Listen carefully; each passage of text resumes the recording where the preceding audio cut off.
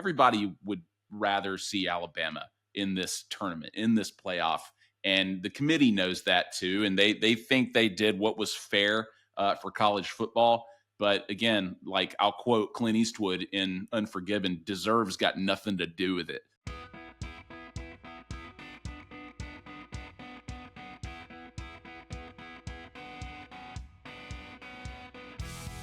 Beat Everyone is brought to you by Broadway Joe's Fantasy Sports, inspired by football legend Joe Namath. Embrace the thrill of daily fantasy sports like never before in a new app coming soon. Hey, welcome to Beat Everyone. I am Ben Flanagan with AL.com, and people, it's that time of year. It's the mad dash to check our wish list, wrap our presents, put them under the tree, and fill our stockings with little goodies before we leave milk and cookies out for St. Nick. And we won't ask this audience which Nick we mean by that. But with the transfer portal and NIL chaos upon us, it's fair to say that Alabama has its own wish list this holiday season. And joining me to make our list and check it twice is Beat Everyone producer Matt Scalici. Welcome, Matt. Happy holidays, Ben. All right, so how are we going to do this, Matt? I mean, I think that, we kind of pitched this back and forth to each other as making a Christmas wish list for the Alabama football program, the fans, the team, the coaches. Who knows? What are you thinking? Yeah, I the way I approached this was these are me coming from the standpoint of the Alabama fan base, right? This is what I want for the team that I care about. I'm doing the selfless act of going to Santa and saying, you know what? I don't want anything this year. I want you to give it to my team. Which I get to enjoy the fruits of their labor. It's like when in unfortunate circumstances when a player goes down with a knee injury or something, and fans are on Twitter saying, he can have both my ACLs. That's exactly it. Yeah, that's the sentiment we're going for. We're going full on Alabama fan id right now, and we're leaving it all on the table. Okay, Matt, how do you want to do this? Ben, I'll throw my first one out there. Okay. This is sort of a momentous time, obviously, that comes up every few years for any football program. But Alabama will be playing its final game with Jalen Milroe in the ReliaQuest Bowl, and that means they're going to need a quarterback next year. And I want to ask Santa for a very specific type of quarterback for this program right now. I think that it was exciting to watch Jalen Milroe. I think there have been other guys who had some of those qualities that we had fun watching, but for the most part, those aren't the guys that won national championships for Alabama. What I'm asking for is a gunslinger at quarterback for Alabama. I want them to have a guy who is, look, mobility's great. It's important. It can help you get out of a lot of jams, but ultimately, I think where you got to be to win at the highest level right now is a guy who feels really comfortable back there as a pass-first guy who can get the ball out quickly, who is taking lots of shots throughout the game.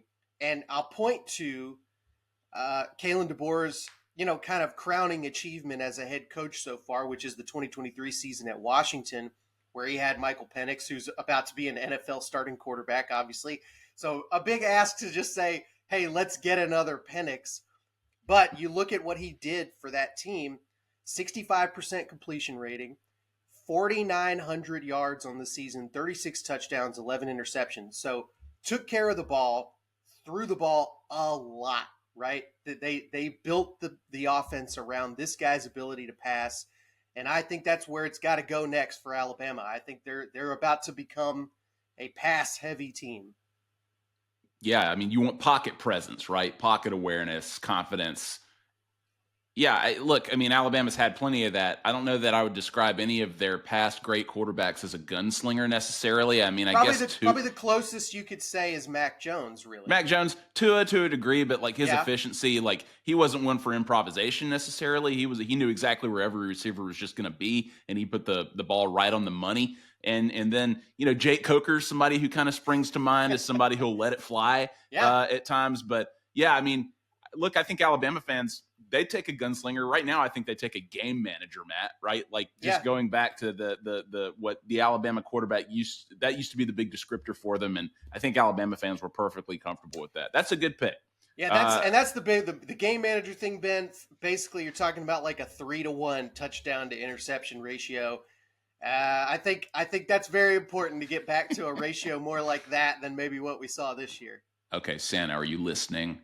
God, are you? No, let's move on. My first pick, Matt, I'm asking Santa for the benefit of the doubt from the committee. Because listen, we heard every argument for and against Alabama in the college football playoff and the inaugural 12-team format. And listen, we flat out said it. Alabama didn't earn it, right? Like they lost 3 games, they lost to Oklahoma. But I think this weekend, as we're getting ready and getting cozy, and we're watching college football and we're seeing this playoff play out, everybody would rather see Alabama in this tournament, in this playoff. And the committee knows that too. And they think they did what was fair for college football. But again, like I'll quote Clint Eastwood in Unforgiven, deserves got nothing to do with it, Matt. Everybody wants to see the Crimson Tide in a playoff, even if it means they lose in the first round. You're creating a huge moment, a viral moment that even a lot of people celebrate, on social media, on television. They took down the juggernaut Alabama and the biggest upset of in recent playoff history. Even if Alabama was like the 12 seed, that's how it would be framed, right? But Alabama they belong in the conversation. And everybody here watching it knows, you can go through strength of schedule, you can go through brand awareness and, ticket sales and, hotels and the economy of the cities wherever Alabama is playing. I mean, they have that kind of impact on college football. And so my ask and my wish for the future, because Alabama's never gotten the benefit of the doubt, Matt, my hope is that one day it'll happen. And that is the type of Christmas wish that makes this holiday what it is. So the benefit of the doubt for the poor Crimson Tide. I think you're 100% right. And I think that people will, I'll bring another Christmas movie to mind, Ben, which is a Christmas Story, one of my favorites. I always love the scene where the kid imagines his family being sad and guilty over making him blind from forcing him to eat soap. And that's what I think everybody in college football is going to be doing this weekend. They're all going to be weeping and wailing and wishing they had put Alabama in after they watch SMU Penn State on TNT, and we call that high-level college football now. But it's just an absolute travesty what's happened to this sport, Ben. That's because the committee sent a pink bunny rabbit suit that they made Greg Sankey wear with 3 SEC teams in this field of 12, and so that's why we are where we are. You're gonna be getting an ad for Suits while we're watching the college football playoffs. Ridiculous. I don't even know what channel that's on. I'm sorry. Apologies to Suits. Ben, my next pick here, or my next ask, I guess, is for a nightmarish pass rusher for Alabama. And I first of all, let me just say, I think the defense came a long way this year. I think that they were able to get pressure a lot of times throughout the season with a group that ultimately didn't have that kind of guy. They did not have there aren't a lot of Will Andersons, but they didn't have a guy even approaching that on this team. And they're going to have even the guys that I would say maybe would contribute to a great pass rush like that, Jihad Campbell, LT Overton, Tim Smith, they're going to be gone going into next season. And Alabama's got to find a guy who can change the game with his ability to pressure the quarterback. I think if you go back and look at the 2 losses that we all would point to and say these are the ones that shouldn't have gotten away, Vanderbilt and Oklahoma, the case of 2 quarterbacks just having their way with Alabama. They didn't feel pressure. They were doing what they wanted. And that's the kind of thing that a great pass rusher can take out, can equalize. I would even point to some opponents and say, look at South Carolina. Look what they did to Alabama. Not a great team, that South Carolina team, but an incredible pass rushing front. And they sort of made it an equal game with Alabama. They gave themselves a chance to win.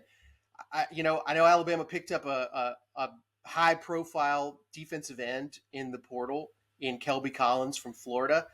Hopefully he ends up being a strong part of that. But I think Alabama needs somebody to emerge. They need their next great pass rusher. Yeah, I mean, we were coming off of, back-to-back seasons where you have Will Anderson, Dallas Turner, and then guys who needed to step up and fill that role. And Q Robinson was effective as a pass rusher. For sure. Quay Russaw, I think, has a lot of potential as a pass rusher. Q Robinson also will be gone next year, by the way. That's right. I forgot to mention him, yeah. No, very true. So, yeah, you're right. It's a positional need for Alabama, and it sounds like they're already making progress in the portal for a change this season. So, good pick. Always exciting when you have good pass rushers. Alabama fans know that well. My next one, Matt, I'm going to get away from the football field for a second, and I'm going to jump into the stands, and I'm going to do this one for the fans. I'm asking Santa or people who can actually, do this now. I'm asking for cheaper concession prices at Bryant-Denny Stadium. Because, I mean, good Lord, Matt, if you go and take a look at those things, you'll be questioning your life choices and how you got to this point.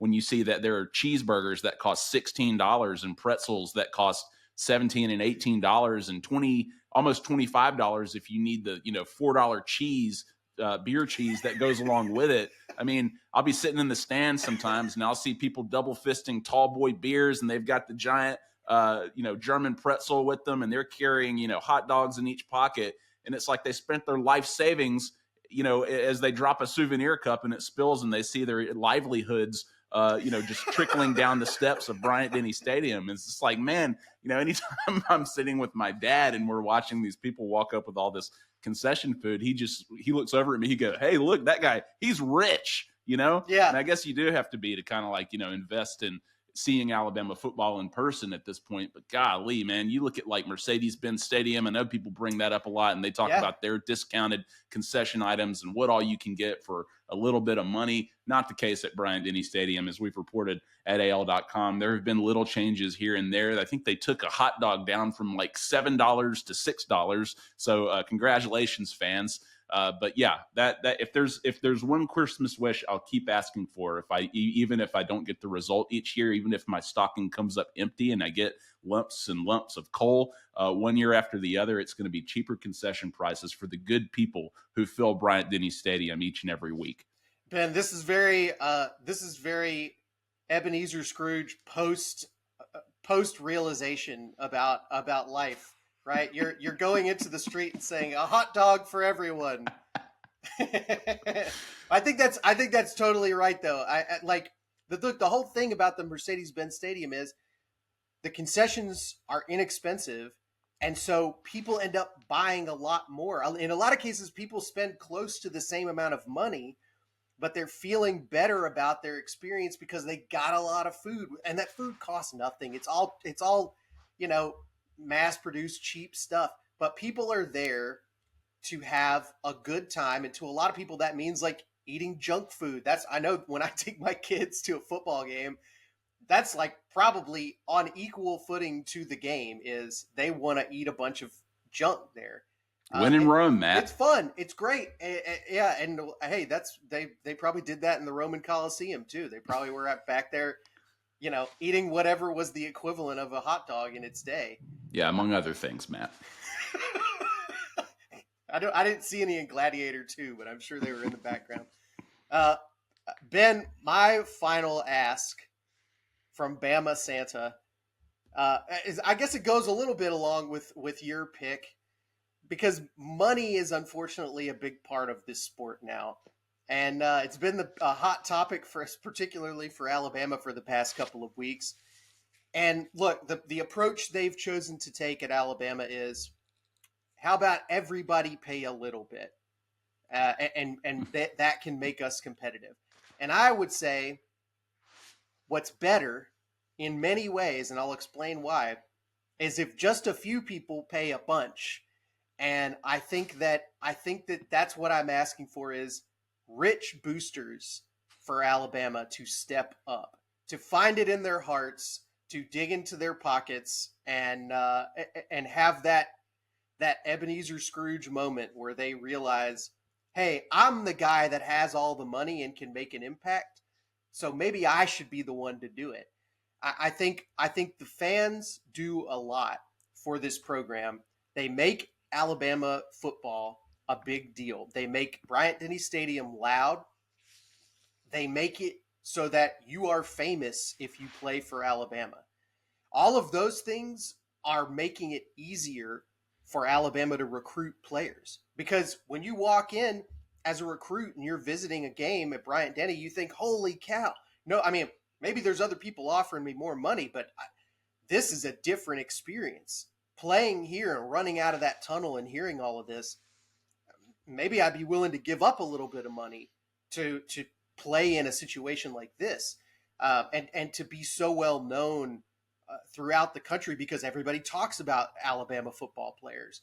So they're providing value to the program already. The run of the mill Joe Public fan. The boosters can step up and with the stroke of a check make a real impact, can address a specific problem, right? If you need to suddenly come up with a large amount of money to sign this player that you think is going to be a game changer and make you, take you from a contender, a sort of fringe contender for the playoffs to we got a shot to win the whole thing. Could you put out a mass call to the fan base and say, everybody give us a little bit? Sure.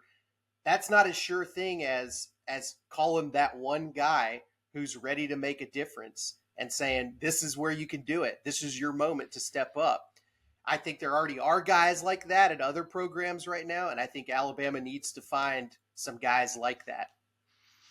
Yeah, you're right, Matt. And look, I could pick other things for the list, like future first round picks. So like it's unclear if Alabama is even going to have any or many of those this year, and who knows under Kalen DeBoer. You could ask for the return of Nick Saban as the head coach. You could ask for a quarter zip. I'm trying to be realistic here. You could ask for a quarter zip or a collared shirt for Kalen DeBoer, even, which is not a tall ask. But I think when it comes down to it, it's cash, right? It's NIL money, and that's what Alabama needs the most. And you're right; it's all about the context of who's giving it, right? Like fans, if they want to contribute, they can contribute. Now that Alabama has begged them to do that, but you're talking about fans who already invest with tickets, with tailgating, with parking, with hotels, with travel, and having done it year after year. Those expensive concessions that I mentioned earlier, especially when they bring their families and have to pay for all that, like multiply that by 2, 3, 4, who knows? They invest everything into this. They invest their personalities, their identities, their culture, their self-worth. It all goes into Alabama, including their money too. And they already give that, and they're being asked to give more. So yeah, it would be easier for the fat cats, the boosters, the donors that you mentioned to give more so than the fans at this point. And I'm sure Alabama is doing what it can to ask for money from them too. But when Nick Saban goes on the Pat McAfee show and talks about there being very little incentive to give money this day and age because it just gets swallowed up because you're potentially giving it to a guy who only spends less than a semester in Tuscaloosa playing football, if he even plays at all, because you could be paying for a visit, you could be paying for a commitment, and it's undetermined whether or not the guy's even going to play. But that's the system that we're in at this point. And until something changes, Alabama is going to have to play by the same rules as everybody, and they're going to have to spend the same as everybody. And that's just the way it is. And Alabama is just one of those programs now. But money is the answer, unfortunately. And again, it's not about putting it on the list and saying, please send money for Alabama. It's about who is Yes. who is giving that money, right? And actually focusing on the people who are in position to give that money. And we'll see who's in the holiday spirit in 2024 and 2025 and beyond. Yeah, that's what it comes down to, Ben. And look, I don't want to leave us on a down note, but I will say I think that to some degree, right, these other programs who are making it this way, who are saying this is the price we're willing to pay, this is how much money we're going to throw out there. It comes from a place of desperation. It comes because they have gone so long without knowing what it feels like to be on top. And there's always the reason why there is a gap there. The reason why Alabama is having to beg its fans to reach into their pockets further is because Alabama fans don't feel the same level of desperation. And do you know why they don't feel it? Because they've already felt success. They have so much of it that other fan bases and other programs are making probably regrettable financial decisions because they want to have a tiny taste of what Alabama fans have already. You all, if you're an Alabama fan listening to this and you're over like 15 years old, you already know what it feels like to win more than any other fan base in all of college football. And really, you know what it's like to win at a level no other fans have ever felt in the history of this sport. So it always sucks to say you should be grateful for what you already have. I know nobody wants to hear that. It's not fun, but it's true. Alabama fans are in the position they're in right now, in part because they have these championships and this level of success that nobody else has ever felt, and they can't take it away from you. No matter what the next few years hold, you already know what it's like to be successful at a level that no other fan base probably will ever feel. All right, Matt. Well, thanks. I think we're all in the holiday spirit now, even after that. But fans, share what's on your wish list for Alabama this Christmas. Find Beat Everyone on YouTube, Spotify, Apple, wherever you get your podcast. Please take a minute to subscribe, rate, and review. And for Matt Scalici, Matt, happy holidays. Looking forward to seeing you soon. And to all the fans out there, happy holidays to you. I'm Ben Flanagan with AL.com. Thank you so much for joining us. We'll see you soon. Beat Everyone is brought to you by Broadway Joe's Fantasy Sports, inspired by football legend Joe Namath. Embrace the thrill of daily fantasy sports like never before in a new app coming soon.